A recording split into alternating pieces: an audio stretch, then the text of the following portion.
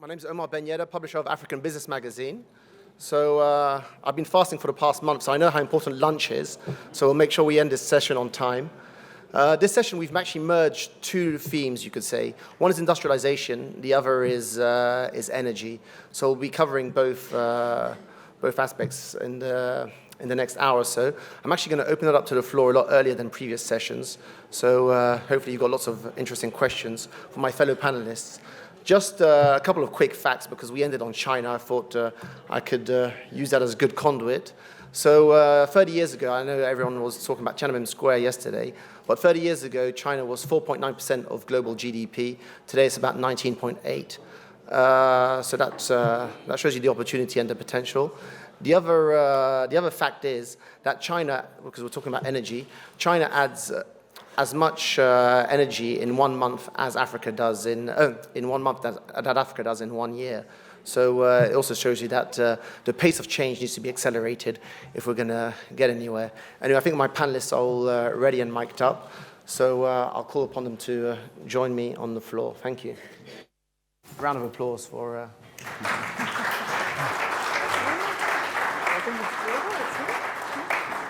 this intelligent and very good-looking panel. So, I'm going to ask my fellow panelists just to introduce themselves very quickly. You've got their bios in the book, so I'll tell you who they are, who they work for, what their company does, and then we'll get straight into the conversation. Starting from my left, Gunnar. Yes, hello, I'm Gunnar Larsson. I'm the founder and CEO of Swedish Stirling, a company that has developed a solution based on a 200-year-old engine that can actually harvest flare gas and make electricity out of it, which is cheaper than any other power source around there. Diogo. Hi, good morning. Diogo Xavier de Cunha, managing partner for Miranda. Miranda is a law firm based in Portugal. We've been out there for more than 30 years now, always very much linked to Africa. We cover today more than, directly 12 countries in Africa, mainly Lusophone countries, also Equatorial Guinea and some Francophone African countries. Franziska. Thank you. Franziska Hollman. I'm responsible for corporate debt financing for African corporates in DEG. Who is DEG? We are the German Development Bank, part of KfW Group. KfW is government-owned from the German government. It's by balance sheet larger than the World Bank. Almost nobody knows. It's AAA rated. And DEG does financing for the private sector in Africa. We have a portfolio of 2 billion euros only in Africa. And KfW does export finance and government-to-government financing. Bronwyn. Thanks, Omar. Bronwyn Corbett. I am co-founder of a company by the name of Grit Real Estate Income Group. The only company of our nature that's listed on the London Stock Exchange main board, which we did last year. Our focus is commercial real estate across the African continent outside of South Africa. We currently invest in now almost 8 African countries, focusing on a diverse asset class. So we look at all the spectrum of real estate and very focused on real estate solutions for major global tenants that have to be part of the African continent. The portfolio is just under $1 billion today, and it's a business that I started about 5 years ago. Fantastic. I'm going to ask you 3 very brief questions that you can answer with just 1 or 2 words. So first of all, there's a lot of talk whether industrialization is good or bad. So is industrialization a good strategy that government should be adopting? And you've got 3 choices.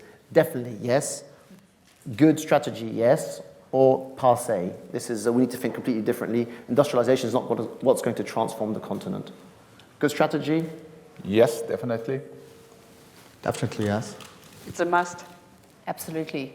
Okay, so we've got a consensus there. Okay, energy and power sector.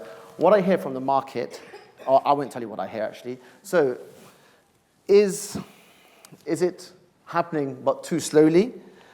actually we're seeing good progress and it's picking up, or far too slow, and we need to change the way we do things? I will go for the last one, far too slow. The first one, slowly? But progress. It's happening in big cities and in capitals, but far too slow in remote areas. So that was actually what I was going to say. You have to be careful about tainting Africa with one brush. So I think that's a bit of a general question, but I think generally speaking, probably too slowly. Okay, and last of the quick questions. So in terms of industrialization, what's the biggest constraint? You've got to choose one of these: energy, transport and logistics, regulation, or human capital? I have to say energy. Energy as well. I take the transportation and logistics. I feel like saying all of the above, but I know that's not an answer. So I think legislation. Okay, fantastic. All right, so we'll actually start with you, Bronwyn. So in terms of when you're investing, what do you look for? I know we just spoke about that in the past panel, but I just want to understand, what do you look for, and how big a constraint are things like energy and infrastructure when it comes to selecting the cities and the countries that you invest in?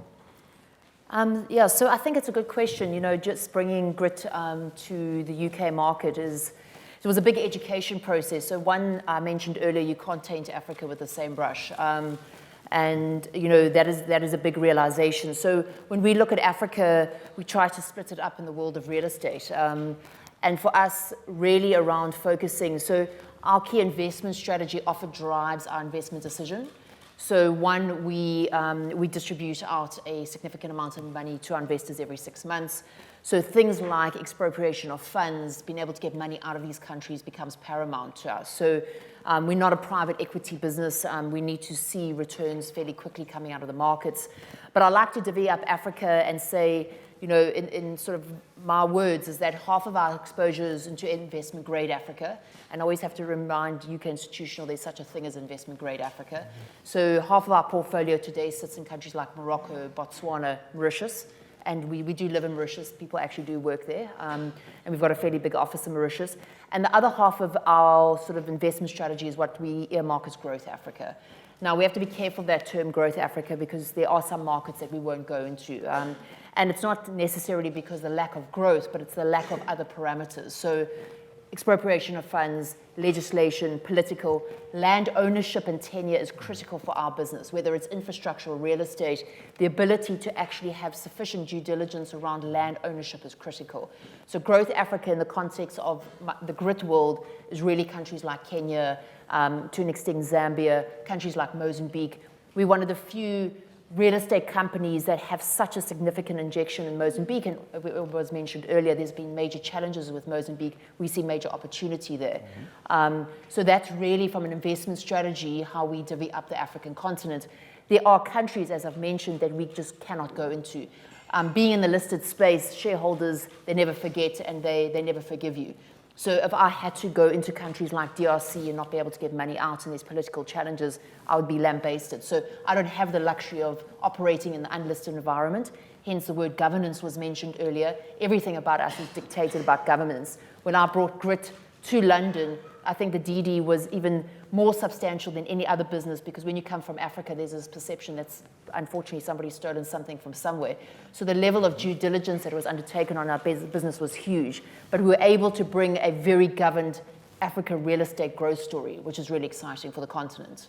Okay, the reason I was asking this question is because a lot of companies will like to plug and play. Well, that's the general conventional model around the world. Whilst if you look at Dangote building the refinery, he's got to build the port, he's got to build the power station, he's got to build the whole infrastructure. So basically it's a holistic investment decision. So are infrastructure and energy constraints from your perspective? So absolutely, and it's not just why I said all of the above, including human capital. I mean, I know I'm not answering your question directly, but the reality is exactly what Aliko is experiencing, is that even on the real estate side, you have to do everything.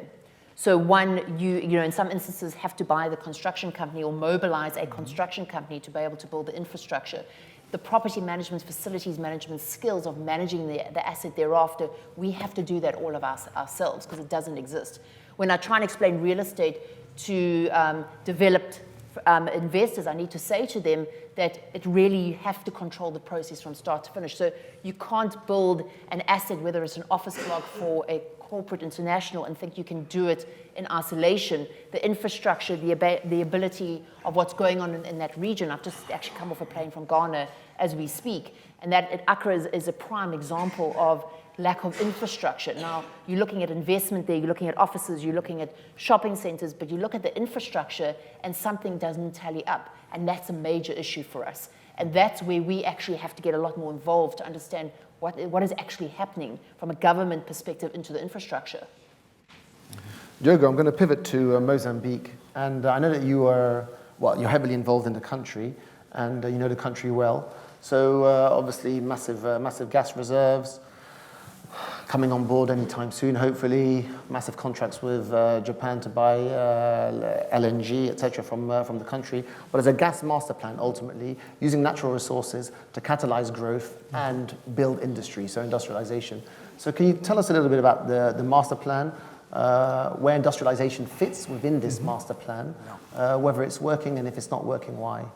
Well, I think, Mozambique is a specific case in Africa, but it is, I think, a case that is worth looking at because it has a lot of elements that can be replicated in a number of countries in Africa. And in that sense, it is of particular interest.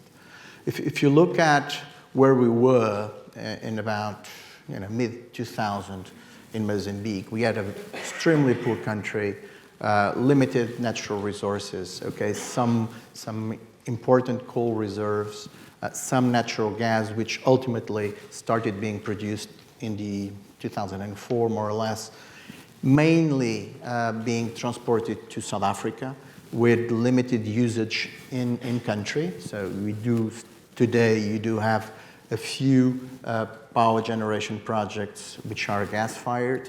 You also have the usage of natural gas on account of that project in the big aluminium smelter in the outskirts of Maputo.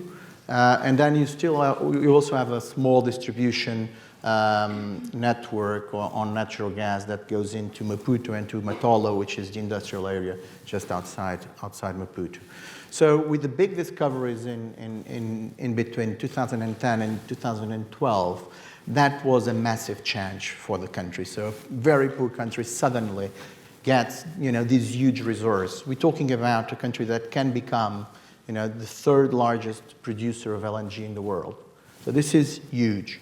And the position was, of course, you had government on one side, you had the companies which were actually doing the exploration and work on the other, trying to see how they could actually monetize all this gas. The discussion, and suddenly, obviously the concessionaires, the international companies wanted to go more for a liquefied natural gas project. At the same time, government really needs the income that comes from LNG, but at the same time, they want to use their resource to do a bit more. So, international consultants were brought in, a gas master plan was put together. Eventually, that was approved by the Council of Ministers in mid-2014. That also led and prompted changes in legislation. Now you do have a provision in the petroleum law which calls for the usage of 25% of your domestic production of natural gas in the local market. Of course, that affects future projects, not necessarily the existing ones. At the same time, you have specific requirements for development plans, whenever they are approved, to actually allocate gas to domestic gas projects. And that has been put in place, and what we're witnessing now is that, most likely Area 1 in the Rovuma Basin is going to take an FID in 2 weeks' time. And probably by the end of the year, you're going to have another final investment decision by Area 4 on an onshore project. We're talking about 2 projects that will probably be costing around $20 billion each. Only those 2 projects will probably multiply by, more than 10 the gross domestic product of per capita of Mozambique, which is a big change. Now, on account of that, you have the other projects on industrialization. And what came from the master plan was that some gas should be allocated to tenders for domestic projects. And the Mozambican government did proceed with that. They launched a tender for the allocation of gas volumes about 3 years ago. And 3 projects were selected. 1 GTL project, so gas to liquids project, 1 fertilizer project, and also 1 gas-fired power station, 400 megawatts, if I'm not mistaken. So it's, but all those projects have still been kind of pending what's happening on the LNG front, because the LNG will be basically the driver for that. So if you don't proceed with the LNG, you're not going to have gas to actually feed these projects. So that's where we are now, and the challenges, we can talk about them subsequently. Okay, and Mozambique's currently exporting energy to the ESCOM grid, is that right? They do export from Corbett, the dam, so that goes out to South Africa as well. Okay, but yeah. and the idea is for them to then export some of this gas-powered. Well, I think the LNG will be exported to international markets in general. If you go to GTL and fertilizers, GTL in part will be exported. There is an intention for that to be also to the regional markets, and fertilizers likewise. But we've discussed here, and I think it's an important bit, is actually to which extent the governments are actually helping people producing for the region and for domestic needs, rather than actually only granting incentives and a better framework for exports. So I think that balance is a critical one when it comes to actually going for industrial projects, thinking about exclusively regional or domestic markets. So Franziska, you said that transport and logistics were the biggest constraint or impediment to industrialization. The floor is yours, elaborate. A little bit on the hurdles for industrialization, or maybe I start with the positive aspect, which are the drivers. I mean, first of all, we talked a lot about population growth, but population growth is not per se a driver of industrialization. It comes along with the expectation of growing middle class, of local demand, and with the development of the African economies. If you think, and I like this example very much, or this comparison, if you think of the population as of today of the entire continent in Africa, and think about the area which Africa has as a natural resource, and in comparison to the population of India, it's the same amount of people, but simply the area is so much smaller. So Africa has huge potential. It has space, it has all natural resources, it has people, young population. So that's the driver. But it's a lot of expectation. And then you have in some countries, or maybe in most of the countries, but I would like to differentiate a little bit, low wages. Which countries can benefit from the low wages which drive industrialization? These are Morocco, number one, and then maybe Tunisia, and then some other, but on a smaller scale. If you look at the statistics of industrialization, most of the statistics are influenced by a refinery, a big project in Algeria, for example. So look at what is it, what is in this industrialization. And Morocco has one big advantage. It's a low wage, but it's a proximity to the EU and the EU market. So now coming a bit to the hurdles, Well, we touched briefly about urbanization. Urbanization can be a big driver for industrialization if it's well managed. In all countries, in all big cities of the world, urbanization leads to the first steps of industrialization. Think of the small businesses which are creating in just urban areas. But you need a good internet, you need infrastructure, and that's why I mentioned infrastructure. You need good transportation. You need logistic hubs, and talking about logistic, all these advantages, which I mentioned before, can be destroyed immediately if you add logistic costs of up to $1,000 per container for a container which leaves Africa, for taxes, for logistical obstacles, whatever, compared to Asian countries. So that is really what needs to be changed. And then we touched it earlier this morning, and Dr. Till von Bosch mentioned it as one of the hurdles. It's the very low intra-African trade. The economies are small. The entire African oil output is as large as the Vietnamese electronic exports of electronic goods. And intra-African trade, again, my comparison to India, you have 54 countries in Africa with a population of 1.3 billion. It would be wonderful if this African trade will work in future. But if I talk to our clients and they tell me, I'm based in one country, and I don't want to blame countries, but and I have 2 factories in 2 neighboring countries, but I have to close down the factory in my neighboring countries because trade is not possible anymore. That's a catastrophe. I mean, that can't happen. And so, in terms of the industrialization model or that you advocate, what is it? What should we be specializing in? Is it low goods manufacturing? Is it what? Well, that's a very difficult question, and I don't want to answer it right away because it's. My advice is don't bet on a bad horse. I mean, look at Argentina, for example. They try to avoid importing cars, and then they try to create an own car manufacturing. Have you ever heard about an Argentine car? No, it was a complete failure.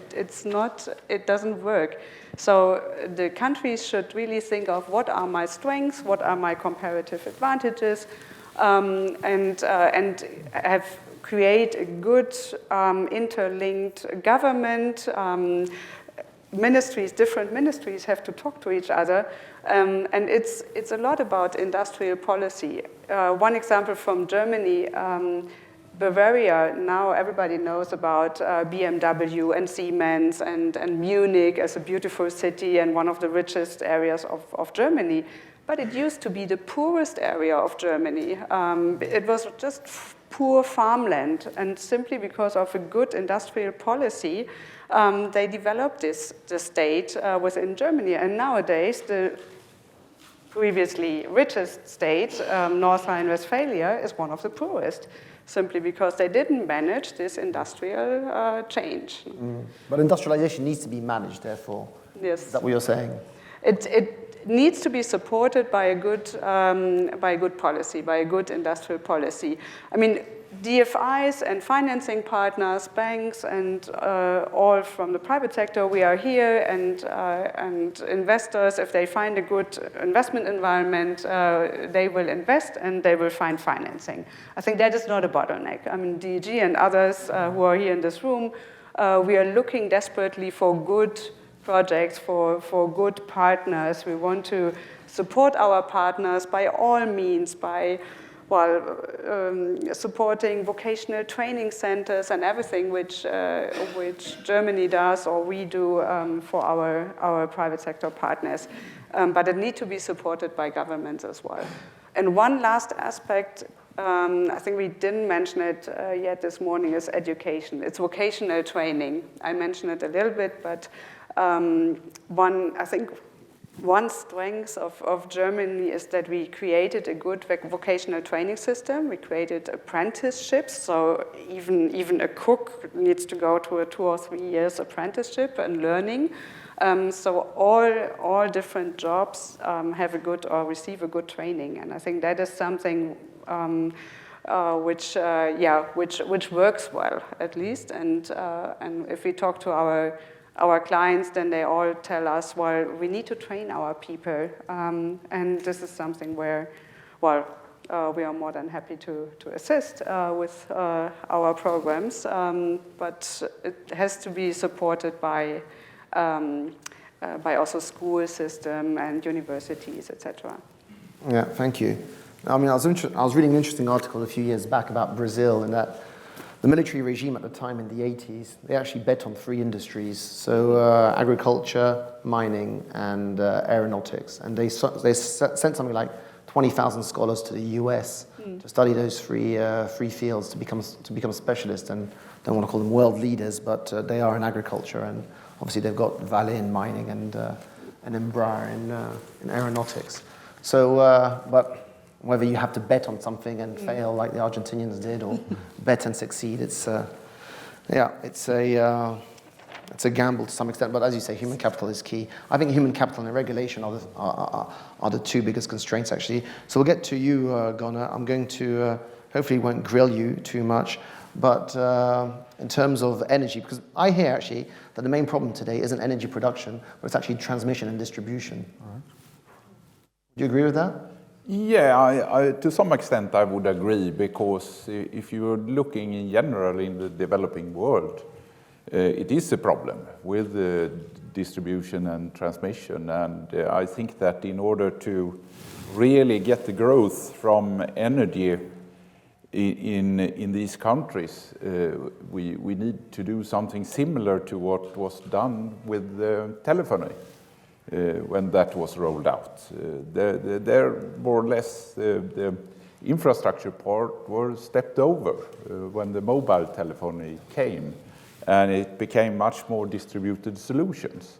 And I think there is a lot of analogy, if you look on the energy sector as well, that looking for distributed solutions that could work locally would make the growth of energy much quicker. So what are you saying, microgrids and... I think that is definitely a solution, and I think that, we have been active now in a couple of years in the field of harvesting flare gas, which was an opportunity that I discovered in 2015. There is a lot of gas flared all around the world. Actually, as much gas is flared around the world that if we could harvest that energy, we could actually supply electricity to the whole African continent. It's a huge amount of energy just being wasted, and that was something we realized had a huge potential. So we actually switched our entire business from solar energy towards this flare gas potential just a couple of years ago. And there were a number of reasons for it. One of the most important of those reasons was that looking in the solar energy field, it's all about how do you get the proper authorizations to be able to feed in energy to a national grid or a governmental controlled grid in some way. And to be quite honest, we spent almost 5 years when we started out with solar energy just to find a solution to get through all the paperwork, just to connect to that grid with the most efficient solar energy installation ever being on the world. And we kept on just wasting that energy for 5 years because there was such a tremendous process just to get through to connect it. And what is really interesting... You're saying the regulatory environment slowed you down? Definitely. I think that is really, really terrible. So one of the main reasons we switched over to the waste gas application is that in this application we are working towards private entities, And in South Africa, where we are active, it's mainly the mining industry. So we are using flare gases from the smelting industry to recover energy and convert that to electricity and reduce the electricity consumption for the private entity.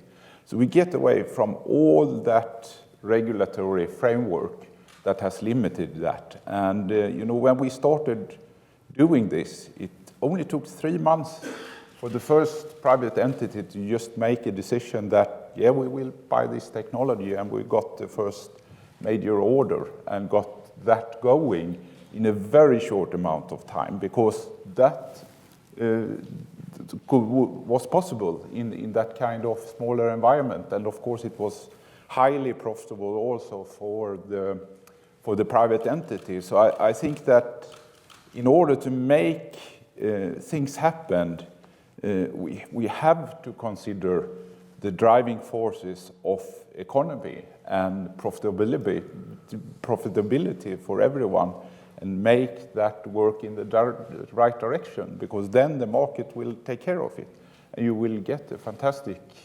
development and electricity supplied. And I think that has also to happen in the distributed way, otherwise it will simply take too long time, and the projects becomes too complex.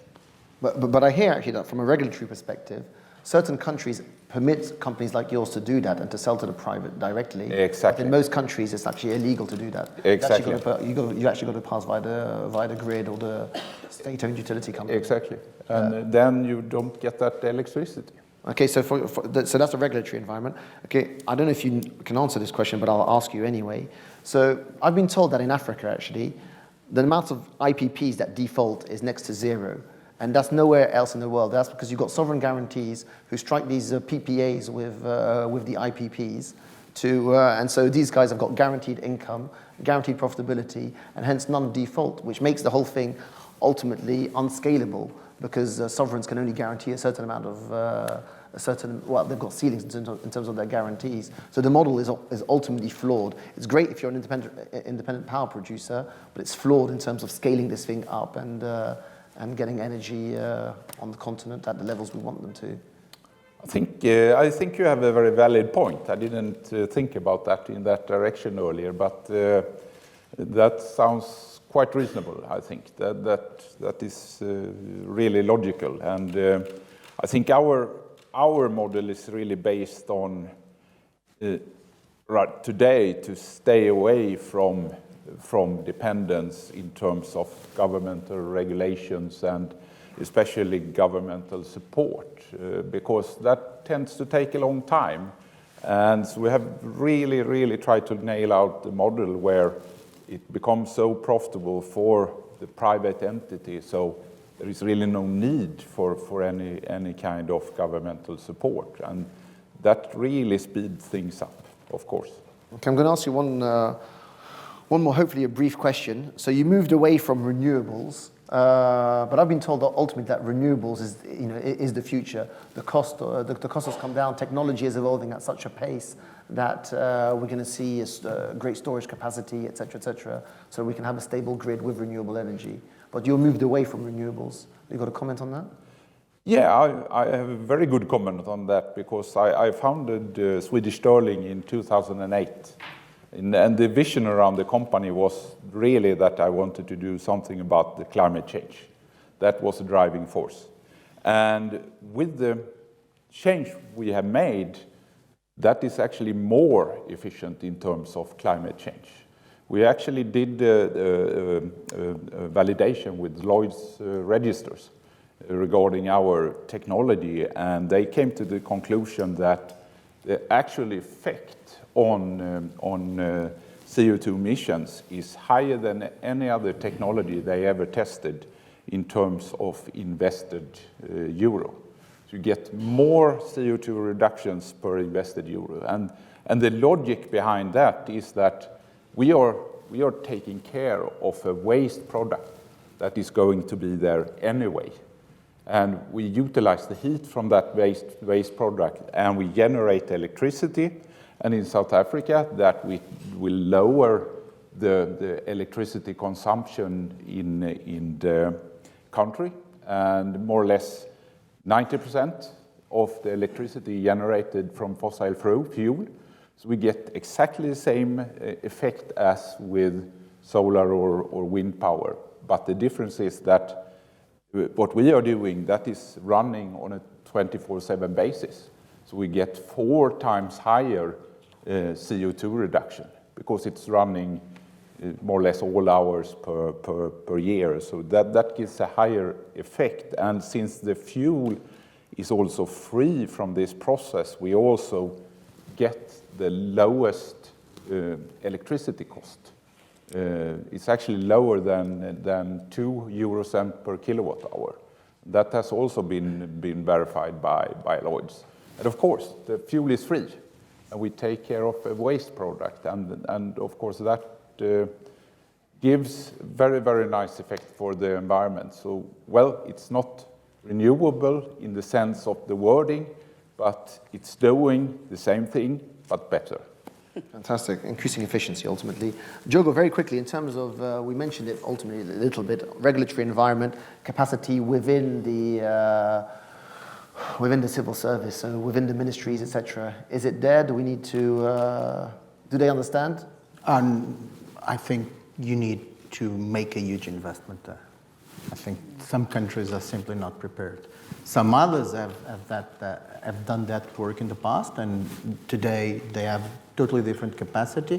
For instance, countries with which I'm more familiar, Angola has invested a lot more on human resources, based, of course, also on income from oil for many, many years. And today they are in a position which is totally different from Mozambique, for instance, where that investment has not been made. So Mozambique has a huge investment to do in terms of qualification of people, both in government and outside government. You have a lot of, very talented people and knowledgeable, but they're not enough for what you have in hands. So there's a lot to be done.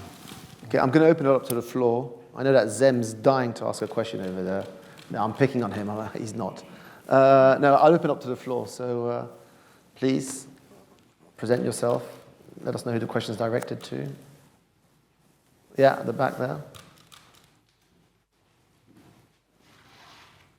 Thank you. Oli, I have a question about the export versus export substitution. Because if we look at the continent, there's a lot of imports of rice and agricultural products, and it doesn't make sense to import something you can produce. Mm-hmm. And I find it really challenging when we look at the industrialization, and actually this angle is never looked at. Everybody talks about actually exporting, but you can save billions of dollars by just producing in country or in the region.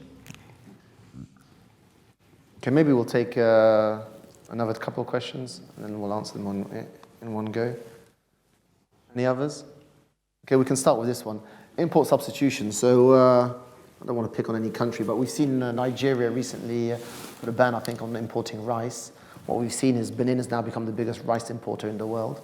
But and rice is going through Benin. But anyway, what are your thoughts on import substitution as a strategy?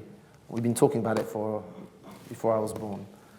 Bronwyn, you got or whoever wants to take it. Actually, I don't mind. Yeah. So maybe I'm obviously speaking from a real estate perspective. So actually, because I was just recently now the last couple of days in Ghana, so they speak a lot about localization and bringing and making product there.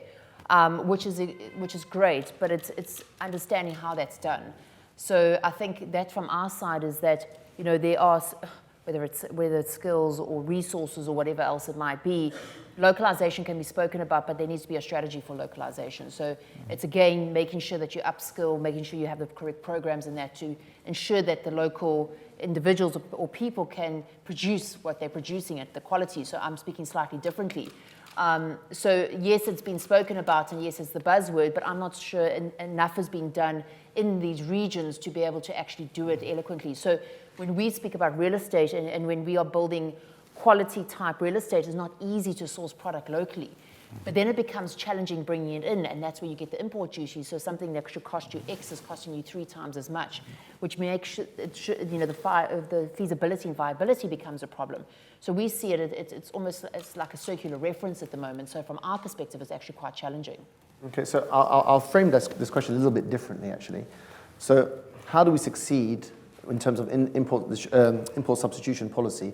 What do I mean by that? So Obasanjo, when he came to power, apparently in 1999 or whatever it was, he said, I want to create 50 Nigerian billionaires. So I'm going to support local industry. I'm actually going to protect them for a number of years, let them grow, become globally competitive, and then bang, they'll be able to take over from there. We've seen it with Dangote to some extent. I don't want to say that Dangote was protected in any way, but they changed policy to protect local industrialists. No, but it's true. They protected local industrialists, and it works in China. I mean, go and see if you get Facebook in China.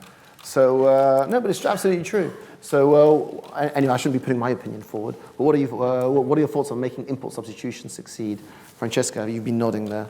Yeah, I think that's absolutely a good example. I mean, Dangote, yes, he was protected, but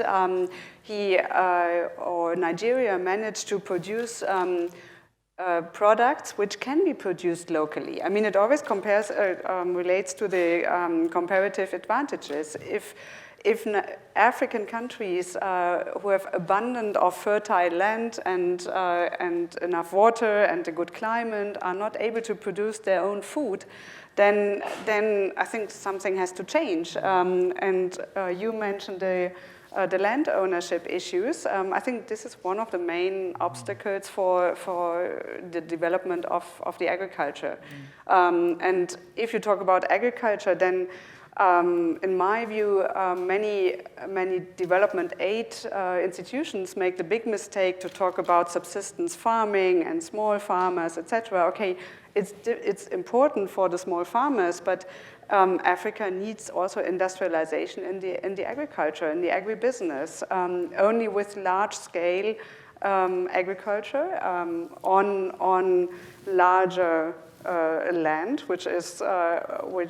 you get good titles on it. It's possible to develop, for example, rice and avoid import substitution.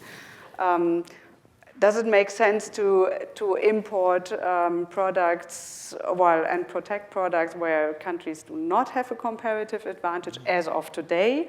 Talking again about industrial products, I think that is maybe a long way. So in future, hopefully, yes. But to be realistic, while countries were not able to import everything or to avoid importing goods.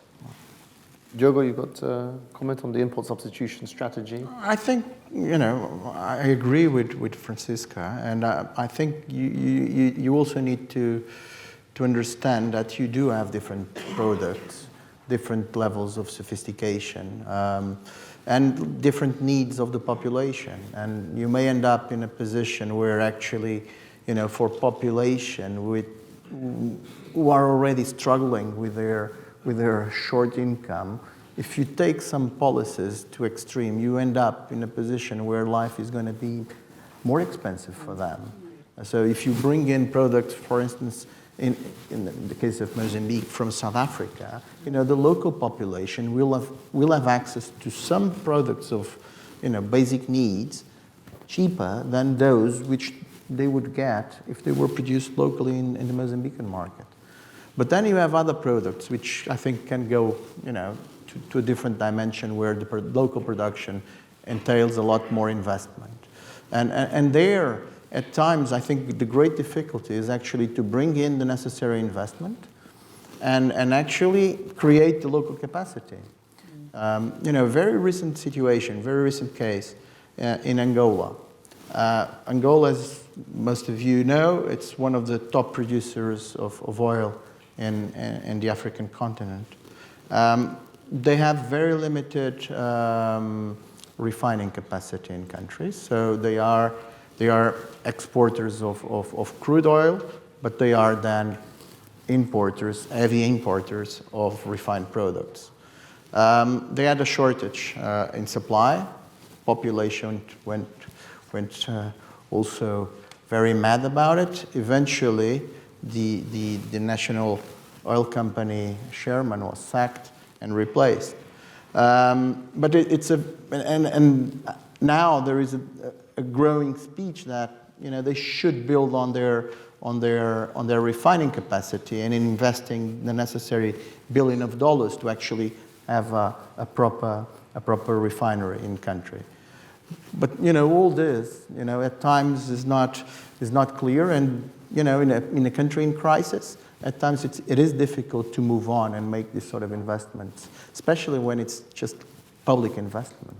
The other option, of course, is to attract private investment to the country, and you need to create the conditions for that, which at times you don't have for many reasons. Questions? Okay, Gunnar, I'm going to pick on you again. So you're talking about flaring. Which country did you do this in? South Africa, you said. Yeah, we are entirely focusing on South Africa today, and the reason is, of course, that a big part of the mining industry is there, and we are working very targeted towards the smelting industry and the smelter processes. Okay, and so, for example, Nigeria, everyone talks about flaring. They've been talking about it for many years. Why isn't it happening there? I think from my perspective, when we realize this opportunity, is that there is a reason why fuel around the world is being flared, and that is that it is difficult technically to actually harvest it in an economical way.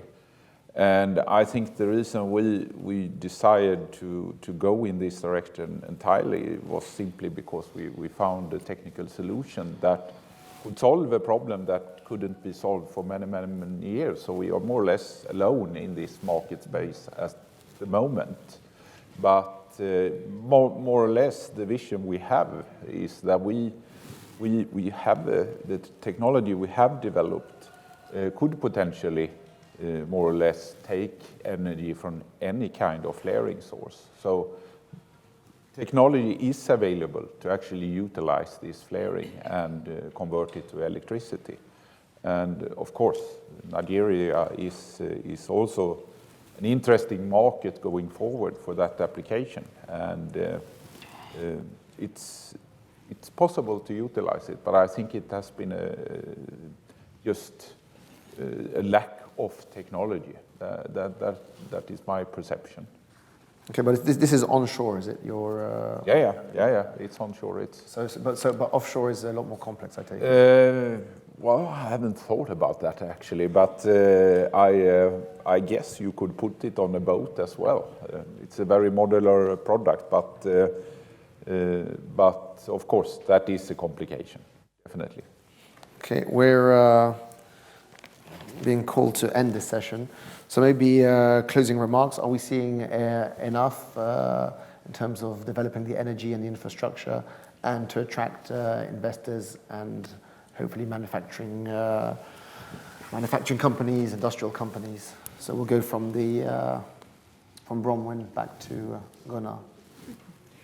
So, I mean, I live and breathe this every day, so, it becomes my life and our lives. So from our side, we're doing a lot, but are there enough people around us? Is there enough support? Is there enough investment coming? And I don't think so. And it's going to take a couple more success stories. And we spoke about listings in London and Africa businesses, and some of them haven't had success. Unfortunately, it's going to take a lot more good news stories. And it is exciting when businesses like Dangote, et cetera, Liquid Telecoms are looking at coming to the London Stock Exchange, because it's continuously those type of stories. And we need more of them, because more of them will attract more institutional foreign money and investment, and all of this will go into resources and infrastructure and all these great things we're speaking about. But we just at the tip, we just at the start, in my view. Mm-hmm. So Francesca, as we build this industrial policy, are you seeing enough progress in terms of infrastructure and energy? Well, I think, as I said before, in energy, in the big cities and in the main areas, yes. In some countries, they even reached a level where they can export energy. But really depends on how it is distributed. It's not enough to have energy in the big cities, and even in the most of the cities, there are still power cuts. You need to bring it to the countryside and to all countries. I couldn't agree more what you said on industrialization and whether it's enough. I think there's not so much time anymore. It's not a growing pie. It's the share of industrialization in the global economy is flat, is stable. Well, as we see from the Asian countries, the winner takes it all. China is basically taking this share, not only from the least developed or lesser developed countries, also from countries like Germany. I mean, they copied everything very successfully, and now they're able to produce very high value products. So, well, it's really time to move and to move fast in order to catch up this at all levels. Don't worry about the Chinese. You've still got the best football manager in Jurgen. So, in terms of yourself, absolutely. There's a lot to be done on the industrial front, and with the growing population in Africa, which will catch up very closely to other places in the world. There's no other way other than creating better conditions for those who live in Africa. Mm-hmm. And we in Europe, we are probably the most interested people in doing that and helping Africa, actually create the conditions for people to live well in Africa, because we've seen what's happening on the immigration front.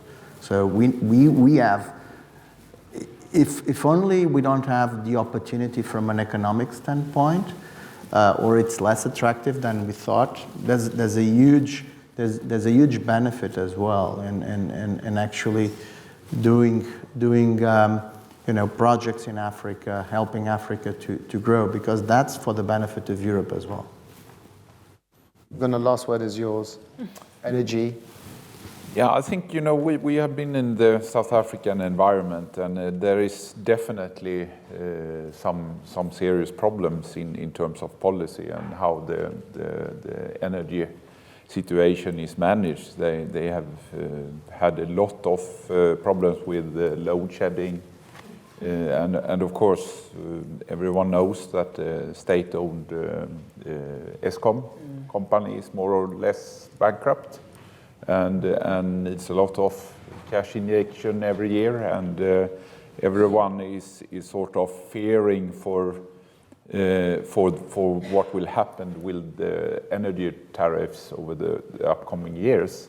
And of course, for a private entity like us, it could look good, because then our product is more profitable. But the backside of that is actually that our customers, the smelters, they are really having difficulties because of what is happening with the energy prices. So, and of course, a lot is to blame on the politicians and the policies in place and how things are managed. So a lot of improvement is definitely needed there. Thank you very much. A round of applause for my esteemed panelists. Thank you. Yeah.